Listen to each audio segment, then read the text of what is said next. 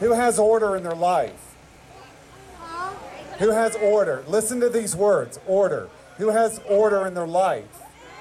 Is that incredible or what? I remember when I was in my drug addiction, I had disorder in my life. You walked in my house, everything was everywhere. Dishes everywhere. No dust everywhere. Clothes everywhere. My closet or my garage, I'm not kidding you, was piled this high. You'd have to walk over everything to get something. That's disorder. But that isn't the way God works. He works in order. He likes a clean house. He likes clean clothes. He likes things put back. I mean, kids might yell at mom and dad. The wife might yell at the husband. Or the husband might yell at the wife. But God likes order. Okay, so we're getting ready to draw here. But I want to share something with you guys. In 2001, I got hurt on the job. And I went to the doctor to see what was wrong with my back that day. And I found out that I had blown my disc, my L45 disc, never been hurt before in my life. We just built our brand new dream home, 4-bedroom, 4-bath. I've got 3 girls and a wife. So we just moved in, and a year later, I ended up getting hurt and blowing L45 disc out of my back. I went to the doctor. She put me on 20 Vicodin.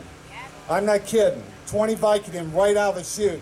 And when I say 20 Vicodin, who says, I know what you're talking about? I mean, just some kind of comprehension of what 20 Vicodins will do to you a day. So put me on 20 Vicodin. Did that for like 4 months. Then I started eating all my Vicodin before my new script would come out. I'm like 2 weeks before my new script. I can go get my new script. And I remember the first time I ran out, I was like, I'll just wait 2 weeks and I'll go back to the doctor and I'll go get 20 more or another script. So that next day, I started hurting from the inside out. So I had to call a friend, Mark, on the west side. And I asked him, I said, you got anything to get me to the doctor's, my next doctor visit? He said, come on over, I'll help you out. So he gave me some script to get me to the next doctor's visit. And what I found out was that kept happening month after month after month. I couldn't control it. My fleshly body started really wanting and desiring this opiate drug called a pain pill. And when I got hurt, I had no clue what was coming down the path at me. Not only me, but death and destruction due to drug addiction, but what it would do to my family also. To Teresa and the girls, and not only my immediate family, but my mom, my dad, my brothers, and my sisters. Because I got so wrapped up in drug addiction that I lost everybody. I lost everybody. I took my drug addiction to death. Has anybody here taken their drug addiction to death? This is incredible. I've never seen so many hands at one time speaking. It's just, you don't want to. It gets to a point you don't even want to do drugs anymore. But you just got to do them just to feel normal, to cope. So this one day, at this time, I'm also doing cocaine. I got wrapped up in a cocaine addiction. I'm 4.5 years into my addiction. I want you guys to check this out, where I was and where I am today. 4.5 years into my drug addiction, started with painkillers, innocent enough, got hurt, started taking painkillers. Then after 6 months, I realized I had an opiate addiction that was controlling my life and controlling my purse strings and everything. My workman's comp check was my check. It wasn't the family's check. We just built the house. Teresa's begging me every time we get a check in the mail, can I put it in the bank, please? And it got to a point I'm saying, get away from me. As Teresa struggles, goes to work every single day just to get milk and put shoes on the baby's feet. That's wicked. I remember watching for the mailman to come. I could see him, we lived sort of in the country, and I could see him like a half mile away. And man, on Thursdays, I knew it. When he come around that bend, just joy. I knew it was just moments until I can get my check and go to the bank, then go get my stuff. But the day, I remember the day he pulled up to my mailbox and I met him out there. We're friends now. Here, give me my mail. And my check wasn't there. And I've been out of stuff since the night before. I was already sick. Now I got to wait another day. Now I got to get on the phone, ask Workman's Comp, where's my check? Oh, there's a 2-week delay. I'm sorry, we had a glitch in the system. That's wicked.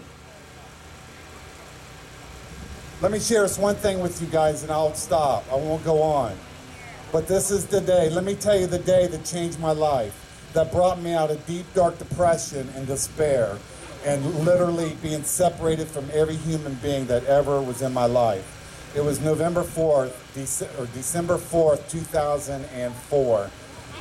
I'm 4.5 years into my addiction. I'd go in the morning. By this time, I know where the best cocaine in Columbus is, 98% pure.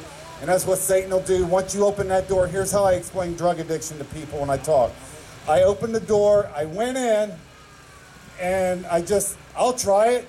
Who remembers that first time you was at a party or something and, hey, I'll try it. You try it. Some people try it, walk in, then walk right back out. That's not for me.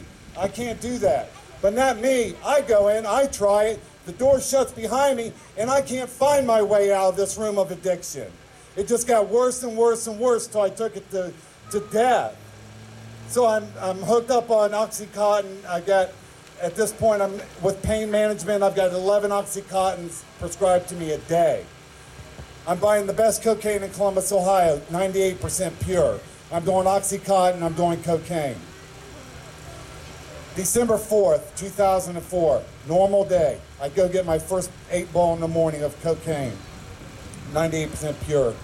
I go get it, come home, kids are at school, Teresa's at work. Then I would go get another 8-ball around dinner time. So everybody's home from school, Teresa's starting to cook dinner, and the story was, I'll go get some milk or I'll go get some bread, and I'm gone like 2.5 hours, right? And UDF was like a mile from our house. So I had to lie every time I came back. So I went and got it, and I remember to this day, when he handed me that 8-ball that night, I had the money, and I'm handing the money, he's handing me the 8-ball, and I went to reach for the 8-ball, and he brought his hand back, and he said, Danny, this is 98% pure. You've got to cut it. And what's all good drug addicts say? Just give it here. You have no idea what my system can hold. Just give it here.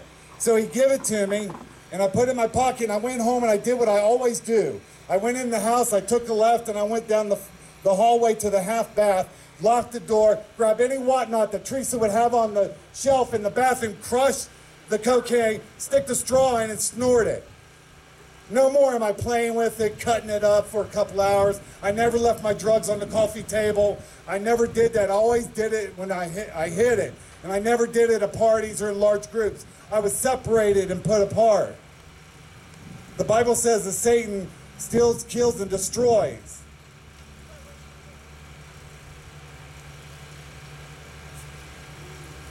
Satan roams the earth to steal, kill, and destroy.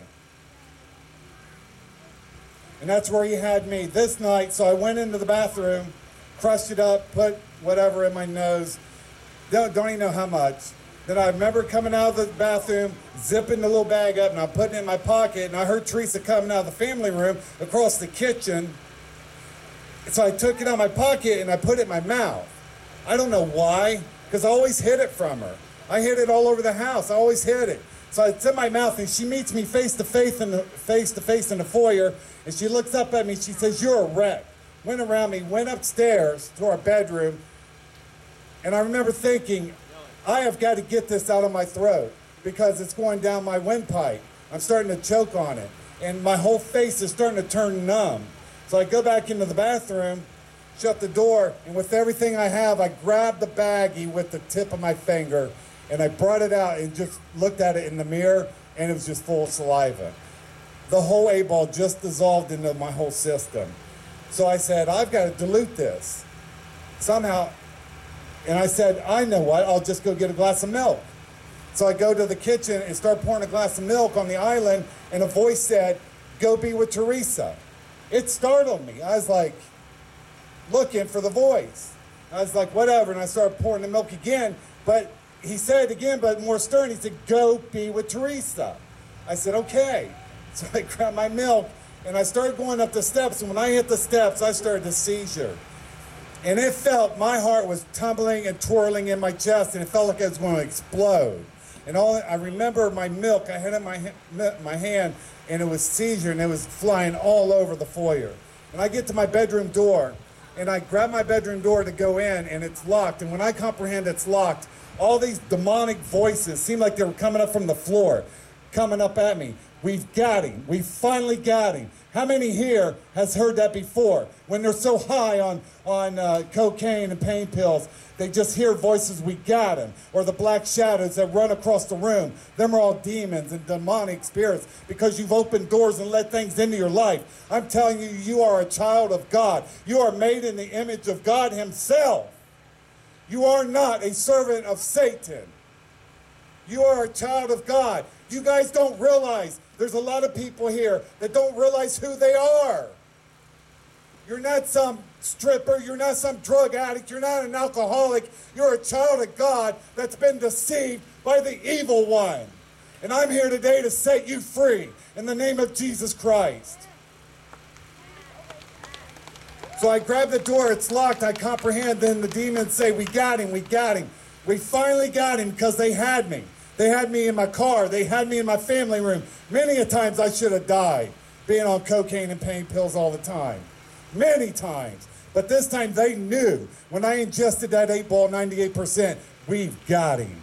So that sort of freaked me out. I stepped back. I kicked the whole door down. I walk into the bedroom and I collapse onto the bed.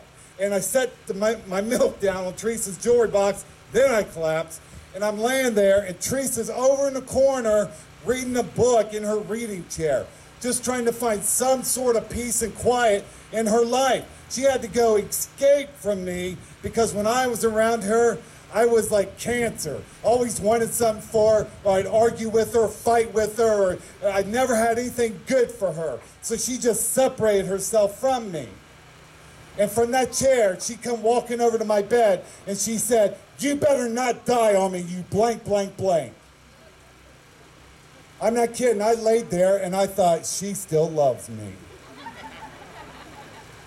But that ain't true, because 2 months later, I asked her about that very same situation. I said, what about when you said you better not die on me?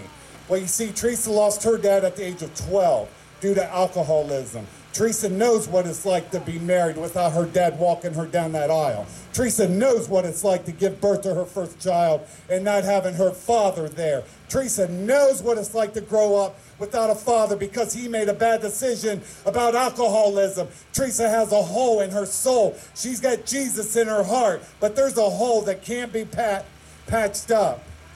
It'll always be there. I'm not saying Jesus can't fill that hole. Don't misunderstand me. Jesus can fill you with all the love, joy, and peace. But when you lose your father, or when you lose your mother, I don't care what anybody says to you. You're going to miss them. So she said, what are you on? I said, I'm overdosing on cocaine and Oxycontin all day. She said, what do you want me to do? I said, just go call 911, because I knew this was it. I knew this. I pushed the envelope too far. I went across the line. I knew that it was over. I knew that death had walked into my room and rubbed up against me. And if you've ever had death in your room, just raise your hand right now. Look around, look around. It's not everybody says, how do you know death was in the room? You know, brothers and sisters, when death shows up, that death is there. So Teresa went and called the ambulance, and the room started turning gray and turning in a spiral motion. And that same voice in the kitchen came back to me.